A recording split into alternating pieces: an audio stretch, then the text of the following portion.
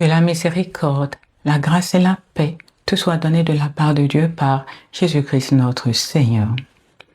Nous sommes ce jour, le mardi 28 avril 2026, et ceci est notre deuxième vidéo d'enseignement du mois. Nous rendons grâce à Dieu.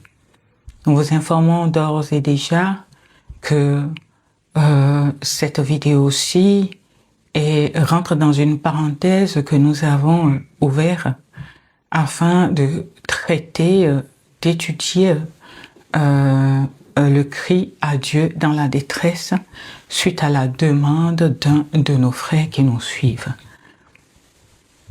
Donc, nous faisons une pause avec le thème sur lequel nous étions en train d'étudier depuis le mois de mars.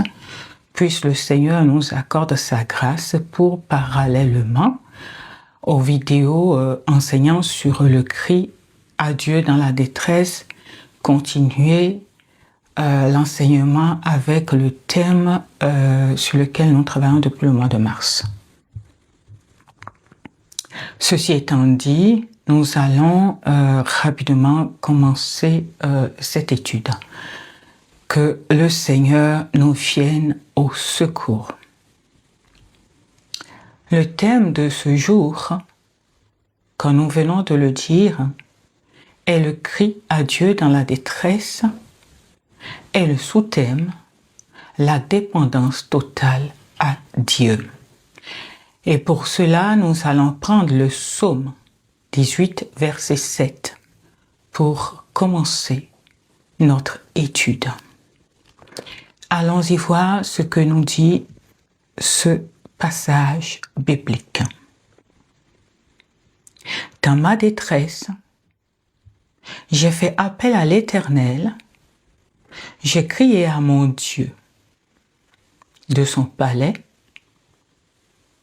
il a entendu ma voix, mon cri est parvenu à ses oreilles. Donc, dans ma détresse, j'ai invoqué l'Éternel. De son palais, il m'a entendu et il m'a répondu, nous dit le roi David. Ce psaume est écrit par le roi David et il a écrit ce psaume presque au terme de sa vie. Après avoir faire face à des combats, des difficultés, diverses sortes de difficultés, perte d'enfants, troubles dans la famille, révolte de son fils contre lui, la perte pendant un bout de temps de sa royauté, donc la perturbation dans sa royauté, des trahisons avec des proches, puis des différentes sortes de guerres dont il a dû faire face.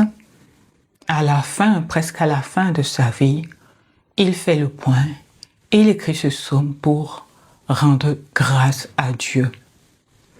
D'ailleurs, le nom ou le titre de ce psaume dans la Bible, en tout cas dans ma Bible d'étude, est « Reconnaissance après la délivrance ».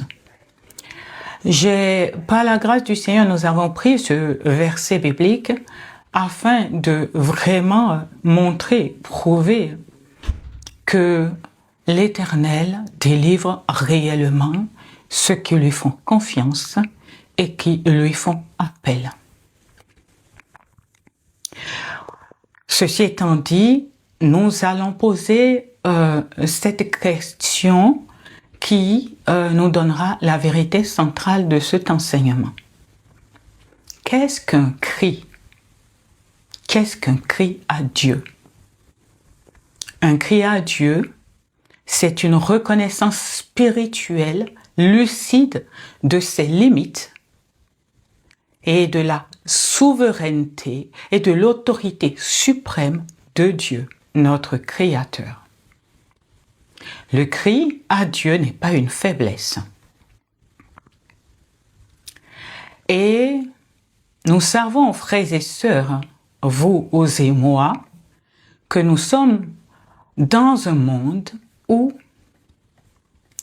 très souvent, ou parfois pour d'autres, les difficultés nous menacent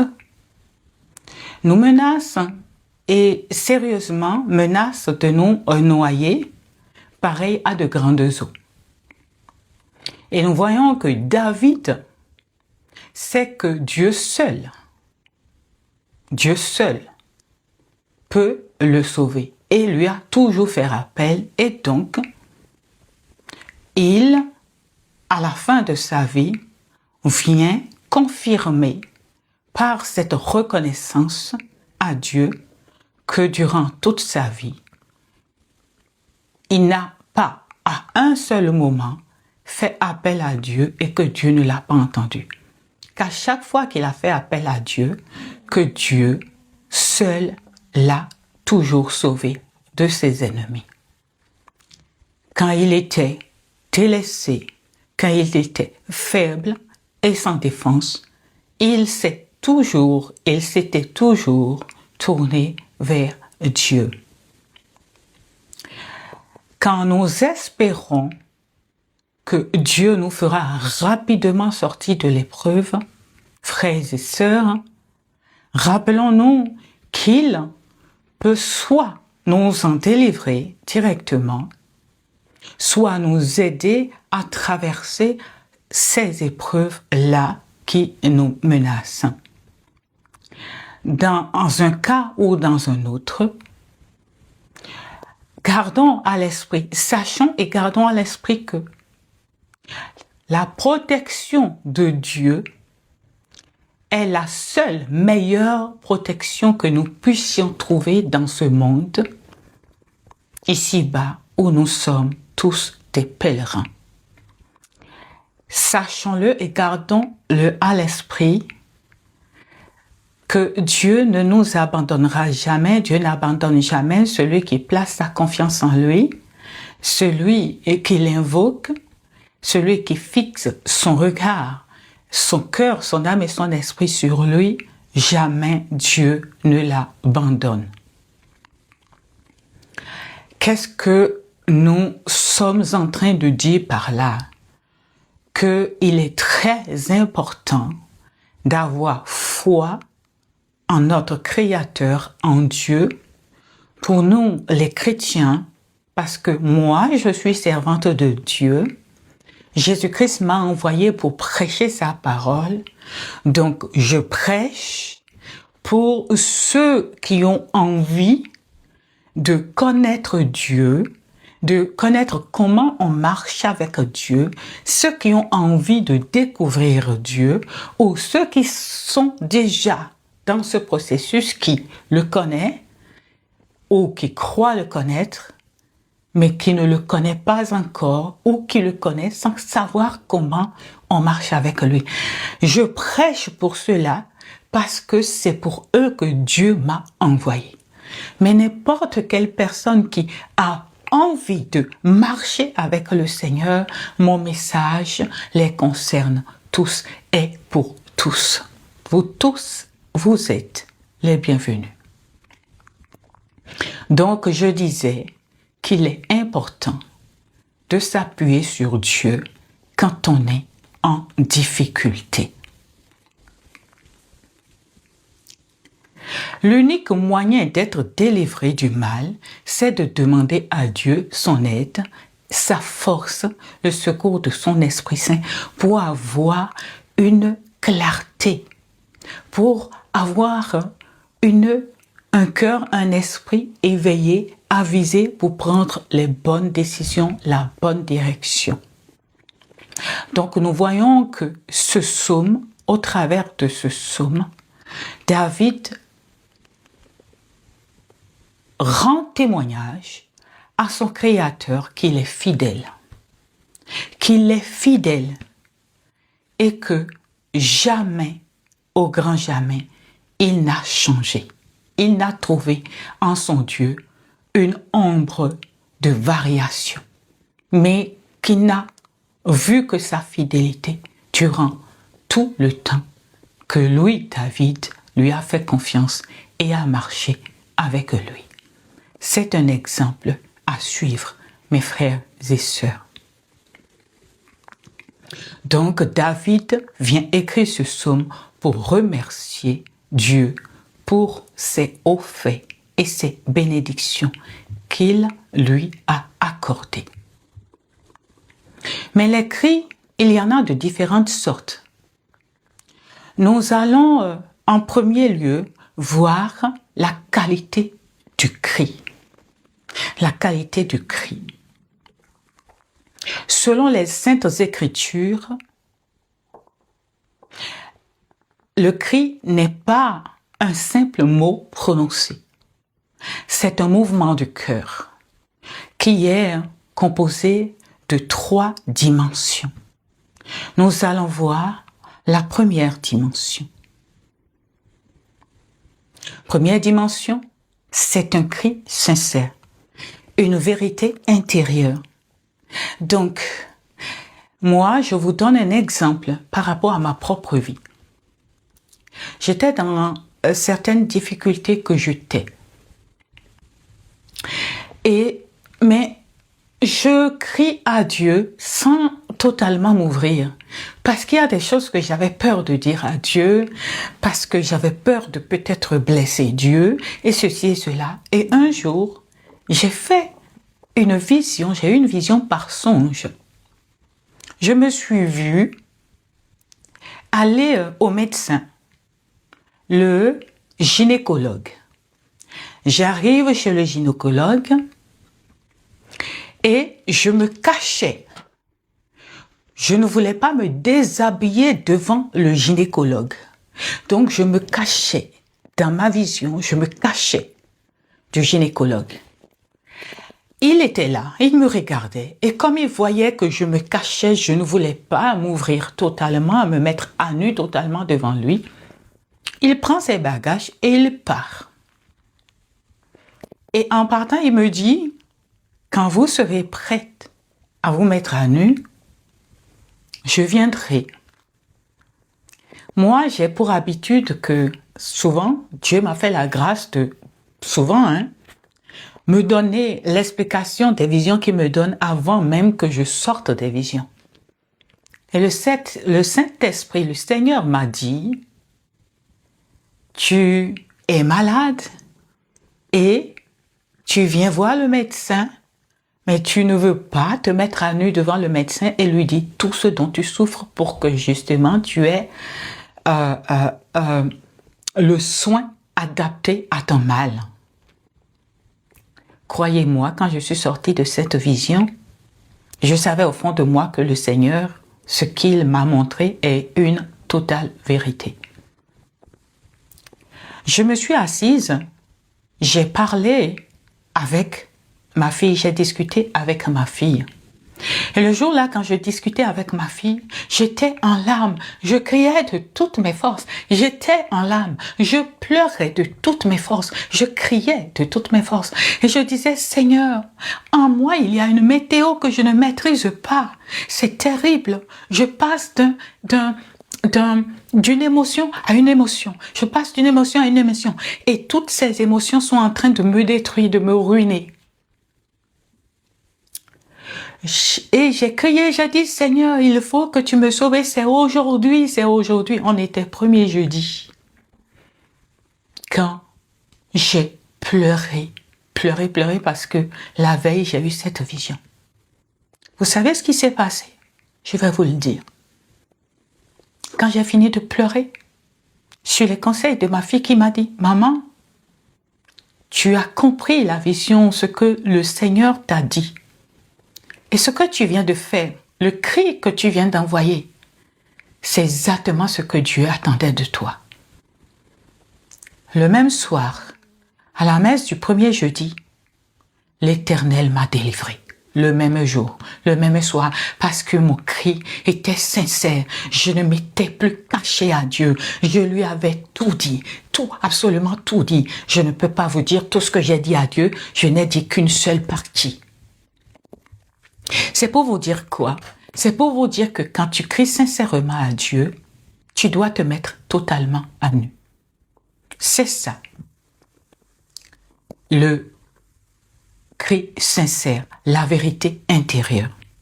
Et nous allons prendre le psaume 62, verset 9, pour voir ce que nous dit le Seigneur par rapport au cri sincère.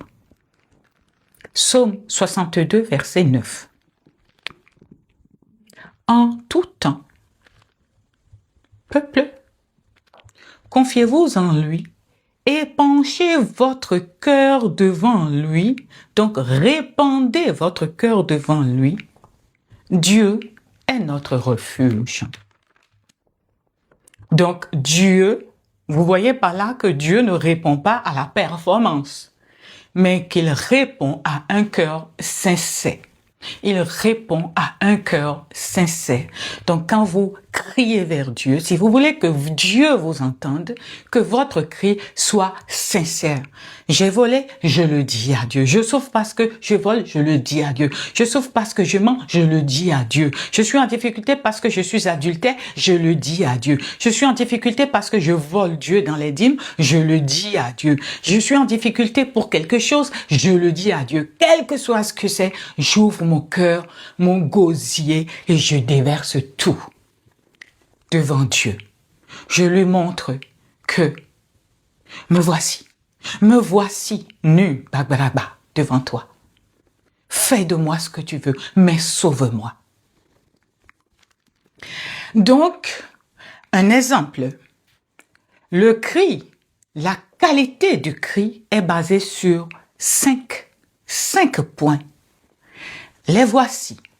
Premier point, quand tu viens devant Dieu, ton cœur doit considérer que Dieu est un rocher qui ne peut être déplacé par celui qui voudrait te causer du tort, par le problème qui voudrait te détruire, que Dieu est un rocher que ce problème ne peut pas déplacer.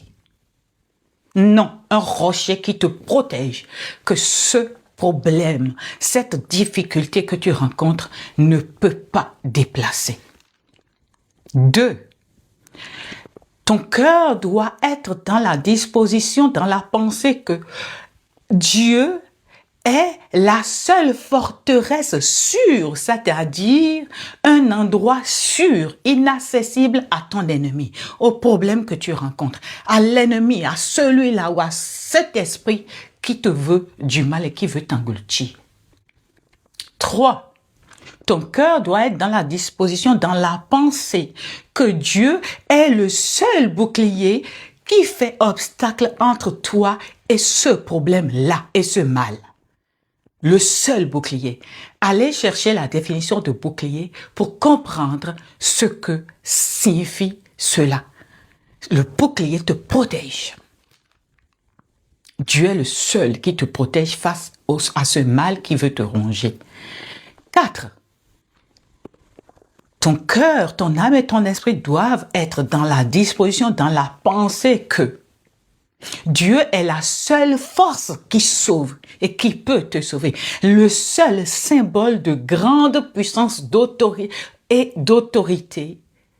suprême et de souveraineté pour te sauver. Pour décider de ta vie et que personne ne peut lui demander compte. 5. Ton cœur, ton âme et ton esprit doivent être dans la disposition, dans la pensée que Dieu est le seul rempart si hautement élevé, bien hautement élevé et qui retient ton ennemi, qui ne peut pas passer au-dessus de ce rempart et t'atteindre. Donc, ces 5 points doivent accompagner ton cri de cœur ta vérité intérieure doit accompagner. Ces 5 points doivent accompagner ta vérité intérieure. Ce que tu es en train de dire à Dieu que tu souffres, dont tu souffres. Et quand c'est ainsi, quelle que soit la forme d'attaque que tu subis, tu trouveras la protection nécessaire auprès de Dieu, la délivrance nécessaire auprès de Dieu. Nous allons voir l'exemple dans le psaume 18, versets 3 à 4. Écoutez ce que dit le roi David.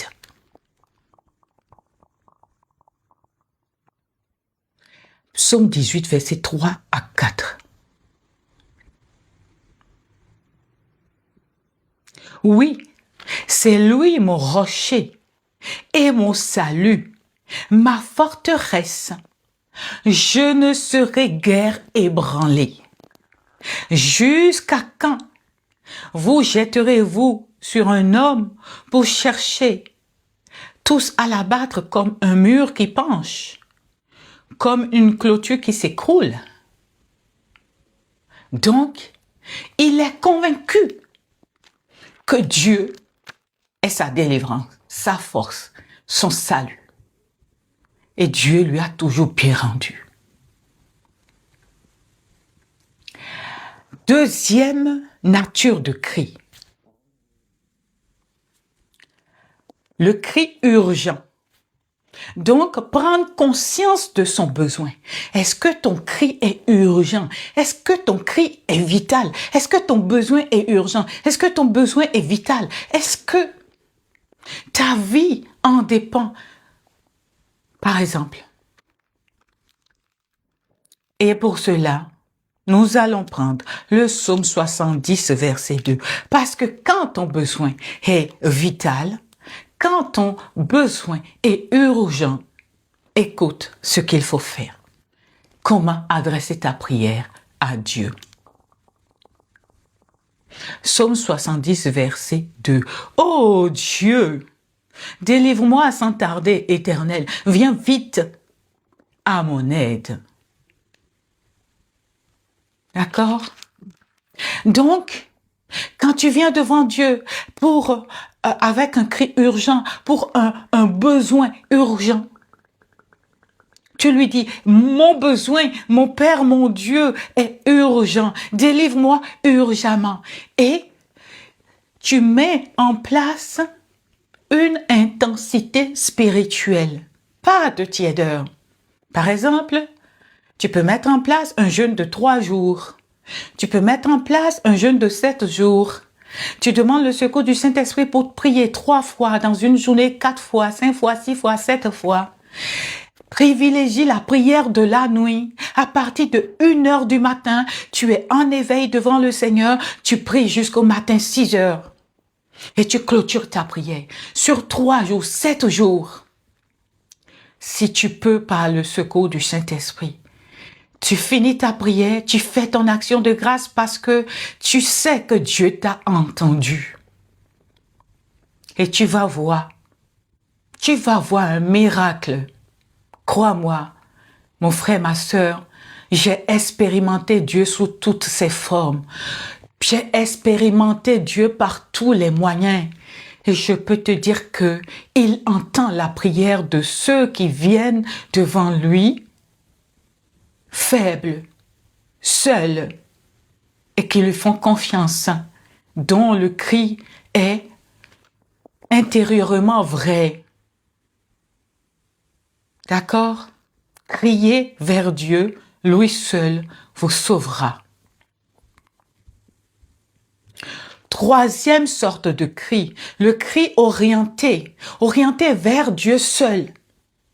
Quand tu commences avec Dieu, tu dois finir avec Dieu. Tu ne dois pas, après, oh, j'ai crié vers Dieu, 1 jour, 2 jours, 3 jours, la solution n'est pas encore arrivée, et paf, tu t'es retourné, déjà. Tu as commencé par chercher les solutions humaines. Les solutions humaines. Mon frère, attention, c'est un piège que certains mettent devant tout chrétien, devant tous les fils et frères de Jésus-Christ, pour vous empêcher de voir comment votre Dieu, notre Père, est bon envers ses enfants. L'impatience. Fuyez l'impatience. Faites confiance en Dieu. Travaillez votre patience, la persévérance, les yeux fixés sur Dieu uniquement. Donc, un cri orienté vers Dieu seul. Psaume 121, versets 1 à 2. Allons écouter ce que nous dit la parole de Dieu. Je lève mes yeux vers les montagnes. D'où me viendra le secours? Le secours me vient de l'Éternel, qui a fait les cieux et la terre. Vous comprenez? Donc, ses yeux sont fixés sur l'Éternel seul. Il déclare déjà dès le début que mes yeux sont fixés uniquement sur toi parce que mon cœur croit, mon âme, mon esprit croit à foi totalement que oui, c'est toi seul, de toi seul que viendra mon secours. Donc, quand tu crois du cœur, tu confesses de la bouche, parce que c'est en croyant du cœur et en confessant de la bouche qu'on parvient au salut. Mais tu ne crois pas du cœur, confesser de la bouche, et au bout d'une semaine, 2 semaines, 1 mois, ou même quel que soit le temps que Dieu prend pour te répondre, tu as commencé déjà par chercher la solution humaine. Refuse de placer ta confiance en qui que ce soit d'autre que en l'Éternel. Ta confiance première en Dieu uniquement, il faut la placer. Quand tu commences avec le Seigneur, tu finis avec le Seigneur. Tu demandes, en étant très vrai, ton cœur rentre dans les dispositions, les 5 points que j'ai énumérés.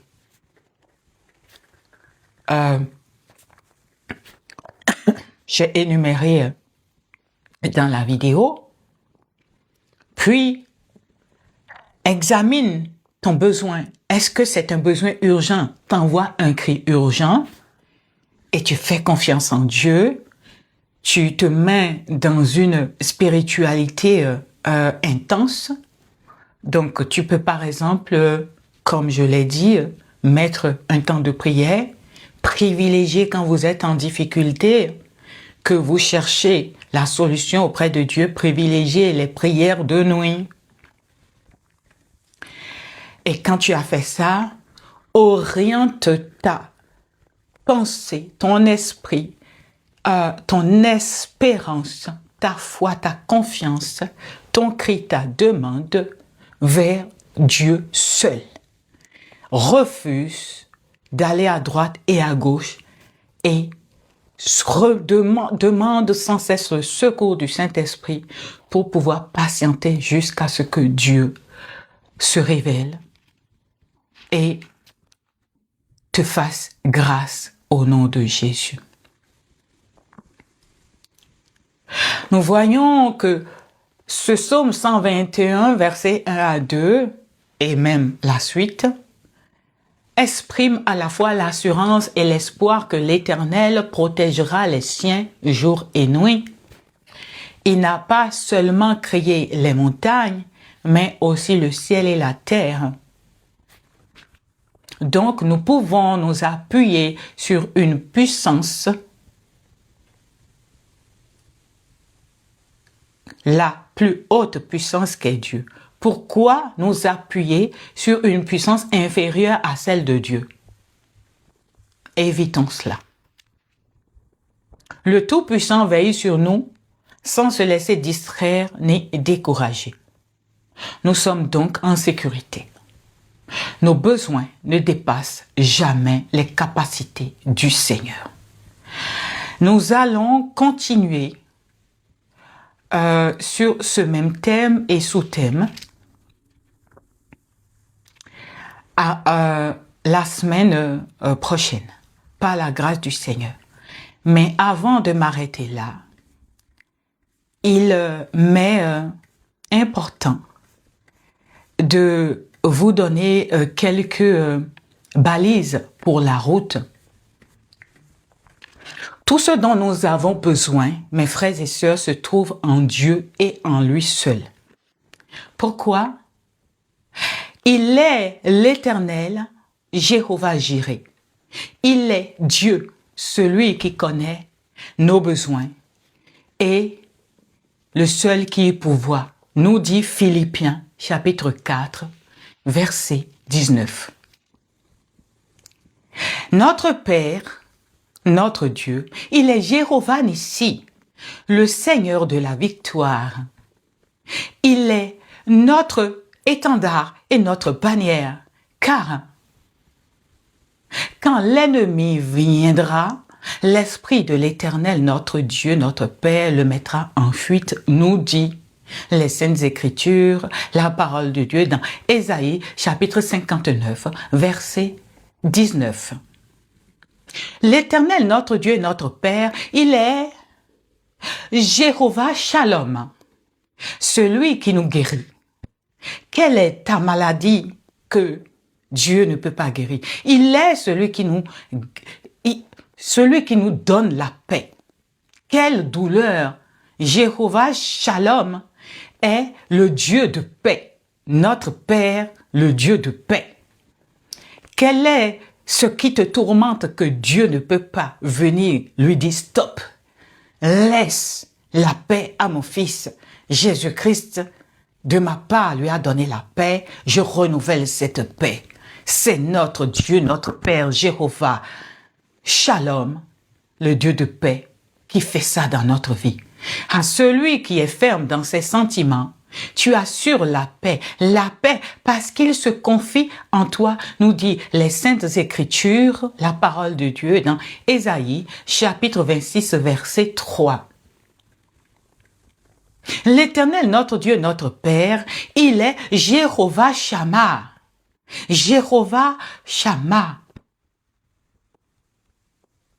Il est toujours à nos côtés, toujours à notre côté, toujours à nos côtés. Il a dit, je ne te délaisserai point. Je ne t'abandonnerai point. Nous dit Dieu dans les Saintes Écritures, dans sa parole, Hébreux 13, verset 5.